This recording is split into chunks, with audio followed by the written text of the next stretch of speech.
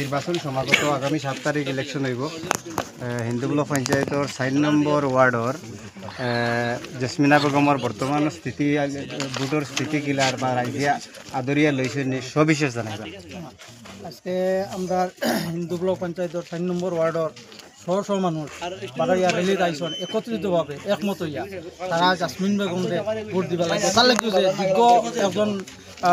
যোগ্য একজন প্রার্থী হিসাবে সারা মানে একটা সমর্থন আগবঢ়াইছেন যে দেখা যায় যে জাসমিন বেগমের লগে যে কিছু মানুষ আছেন মানে বহুত জান্ত্রা মানুষ আছেন আর হো হিসাবে জাসমিন বেগমকে আগবাড়াইবার লাগে আর বুঝাইবার লাগে সব মানুষ স্বতঃপ্রতভাবে রেলিত একত্রিত হয়েছেন। শহ মানুষ প্রায় 500-600 মানুষ হইবা সময়ও জিকাইবার লাগে আর ইনশাল্লাহ জাসমিন বেগম জিকিব আর সারা কাম করব।